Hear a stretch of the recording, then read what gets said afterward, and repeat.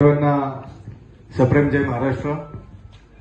खरं तर काँग्रेस पक्षाचा त्यागाचा बलिदानाचा एक मोठा इतिहास आहे आणि त्या पक्षाने सर्वांचा आवडता प्रसिद्ध असं लोकप्रिय उमेदवार दिला आपले रवींद्रभाऊ धंगेकर। त्याबद्दल मी सर्वांना विनंती करतो की आपण टाळ्या वाजून त्यांचं स्वागत केलं पाहिजे। पण मला एक आवर्जून इथं सांगायचं की आज भारतीय जनता पार्टीचा वर्धापन दिन आहे आणि त्यांनी अशा पुस्तिका काढलेल्या आहेत त्या अख्ख्या त्यांच्याकडे एवढे पैसे आहेत की त्या अख्ख्या देशात वाटू शकतात।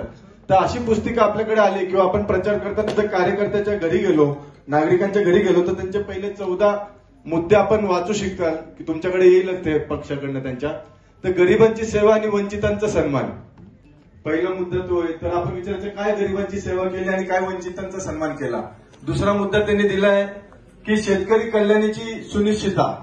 आता शेतकरी आपण पाहिलं आहे की 2 वर्ष 3 वर्ष झाले दिल्लीवरती आंदोलन करतोय, त्यांना चिरडलं झालं, त्यांचं आंदोलन थांबवलं जातंय आणि अनेक शेतकरी तिथे शहीद झालेले आहेत। महिला शक्तीला चालना, मग तुम्ही मणिपूरमध्ये काय करताय, तिथं तर निवस्त्र दिंड काढली जाते महिलांची। आपले पंतप्रधान त्याच्यावरती एक चकार शब्द बोलायला तयार नाही झालेला आहे। सर्वांसाठी स्वस्त सुकर आरोग्य सुविधा, तर भाऊ त्यांचा हा 6वा मुद्दा आहे, सर्वांसाठी स्वस्त सुखकर आणि आरोग्य सुविधा। आता आपल्या भागामध्ये आपण सर्वजण गरीब कुटुंबातले आहोत। जर एक व्यक्ती आजारी पडली तर ते हॉस्पिटल गेले की त्याला जगवणं महाग जातं आणि त्याचं मरणं खूप स्वस्त असतं। भाऊ मी एक विनंती करेल तुम्हाला की हॉस्पिटल जेव्हा आपल्याला 2 लाखाचं कोटेशन देतं, आपण पेशंटला ऍडमिट केल्यानंतर ते कोटेशन जातं 4 ते 5 लाखावरती आणि आपल्याला तिथं पैसे भरावे लागतात।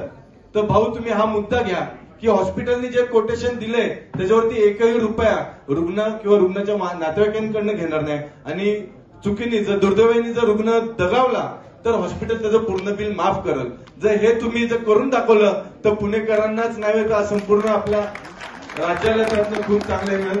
आणि आज शिवसैनिकांना काही वेगळं सांगायचं गरज नाही। जसं भाऊंचं उमेदवारी निश्चित झाली, आमचे शहर प्रमुख गजानन भाऊ ठरकुडे, संजय भाऊ मोरे यांनी फोन करून सांगितलं की पटकन तुम्ही तुमचं पत्रक काढा आणि कामाला लागा।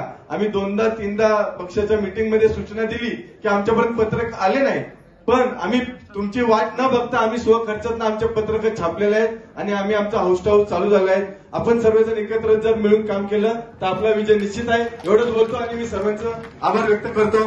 जय हिंद, जय महाराष्ट्र।